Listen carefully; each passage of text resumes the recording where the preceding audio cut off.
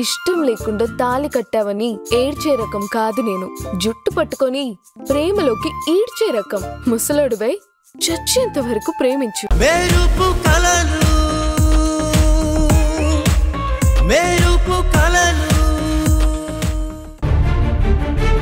ఏమైంది అంకల్?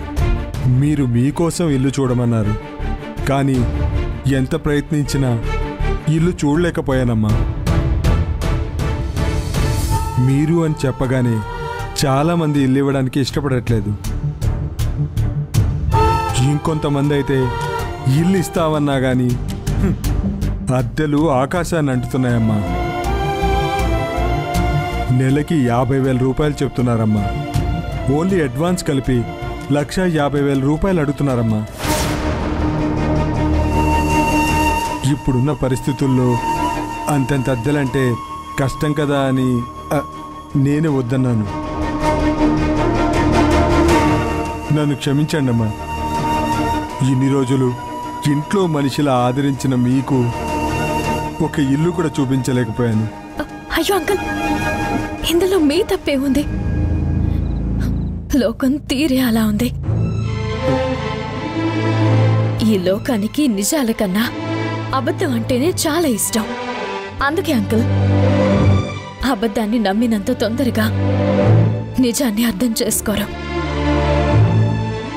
ఈ 4 రోజులుగా నేను స్వయంగా చూస్తున్నాను.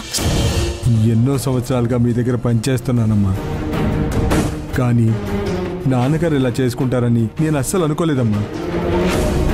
వ్యాపారంలో కానీ వ్యక్తిగతంగా కానీ ఎన్ని ప్రాబ్లమ్స్ వచ్చినా ఎదురు నిలబడే సార్ ఎందుకు ఇలాంటి పని చేశారో అర్థం కావట్లేదమ్మా. అది నాకు అర్థం కావడం లేదు అంకుల్. నేనేమైనా కొంచెం లోగా ఫీల్ అయితే నాన్న నన్ను మోటివేట్ చేసి ఉత్సాహపరిచేవారు. అలాంటి నాన్న ఎలాంటి నిర్ణయం తీసుకుంటారని నేను అస్సలు అనుకోలేదు. ఎంత పెద్ద సమస్యనైనా సింహంలా ఎదుర్కొనే నాన్న ఎలాంటి సమస్యనైనా నాతో పంచుకునే నాన్న ఈ విషయంలో నాకు కనీసం అసలు ఏ విషయం చెప్పకుండా ఇలా చేశారేంటని ఆశ్చర్యంగా ఉంది అంకుల్. లేదా నాన్న ఏదైనా చెప్తే నేనే అర్థం చేసుకోలేకపోయాను అనిపిస్తుంది. అసలు ఆ కన్స్ట్రక్షన్ విషయంలో నాన్న ఏ రోజు కూడా నాకు దాని గురించి ఏమీ చెప్పలేదు. అంతా బాగుంది అనేవారు, కానీ దాని విషయంలో ఇలా చేస్తున్నారు అంటే ఏదో జరిగింది అంకుల్. కానీ అదేంటో నాకు తెలియడం లేదు. అదేంటమ్మా, కన్స్ట్రక్షన్ సైట్లో జరిగిన గొడవ గురించి నాన్నగారు మీకేం చెప్పలేదా?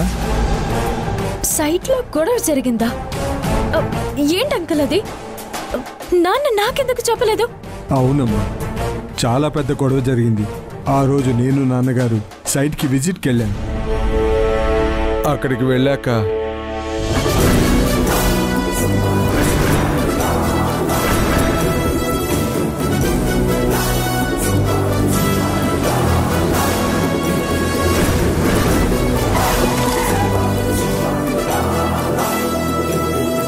నమస్తే సార్. నమస్తే సార్. నమస్తే. ఏంటి వర్క్ ఎలా జరుగుతుంది? అంతా మనం అనుకున్న ప్లానింగ్ ప్రకారమే జరుగుతుందా? అవును సార్, అంతా మనం అనుకున్న ప్లానింగ్ ప్రకారమే జరుగుతుంది సార్.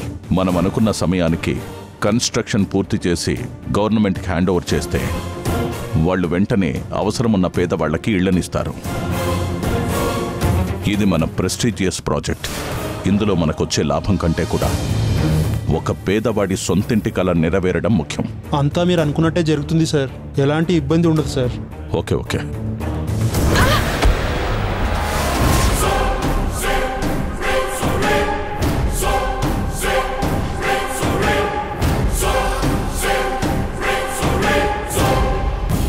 చూసుకోవాలి కదమ్మా.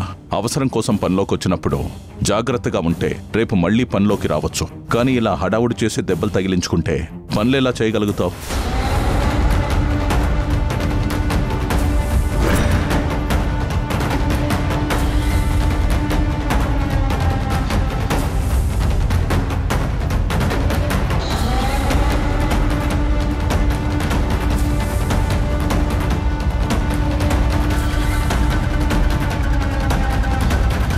ఏంటిది సార్ ఈ ఇటుకలు ఇంత నాసిరకంగా ఉన్నాయి? సార్ ఇది పొద్దున వచ్చిన లోడ్ సార్, నేను ఇంకా చెక్ చేయలేదు సార్. అసలేం జరుగుతుంది ఇక్కడ? మనం ఎలాంటి ఇళ్లు కడదాం అనుకున్నాం, కానీ ఎలాంటివి కడుతున్నాం? ఇలాంటి నాసిరకం మెటీరియల్తో కడితే ఎన్ని రోజులుంటాయి ఇంట్లో? పేదవాడి ఇండ్లంటే ప్రతివాడికి లోకు అవుతాయి. ముందు దీని సప్లైయర్ ఎవడో పిలిపించండి.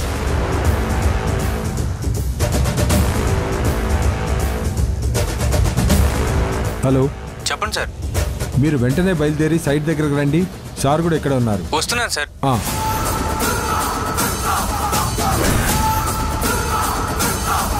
నమస్కారం సార్.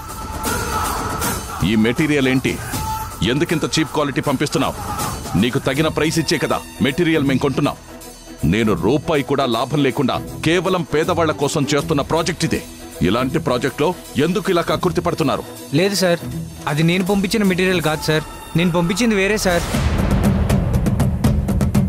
అలాంటి ఇటుక నా దగ్గర లేనే లేదు సార్. మీ ప్రాజెక్ట్ గురించి నాకు చెప్పినప్పటి నుంచి నెంబర్ 1 క్వాలిటీ ఇస్తున్నాను సార్. నేను ఇలాంటి మెటీరియల్ ఎప్పుడు పంపించాను సార్? ఎప్పుడైనా ఇలా జరిగిందా సార్? మీరు పంపించిన మెటీరియల్ ఇది కాకపోతే మీరు పంపించిన మెటీరియల్ ఎటుపోయింది, ఏమైపోయింది? అసలు నీకు సంబంధం లేని మెటీరియల్ నీకు సంబంధించిన లారీలో ఎలా వస్తుంది? ఏ తమాషాలు చేస్తున్నావా?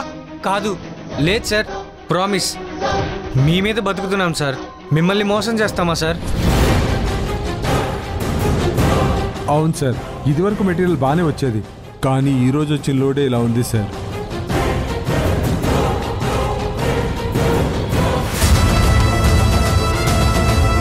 ఇదంతా చూస్తూ ఉంటే మనకు తెలియకుండా మన వెనుక ఏదో కుట్ర జరుగుతూ ఉన్నట్టుంది. నన్ను టార్గెట్ ఎవరు చేశారు? నన్ను టార్గెట్ చేయాల్సిన అవసరం ఎవరికుంది?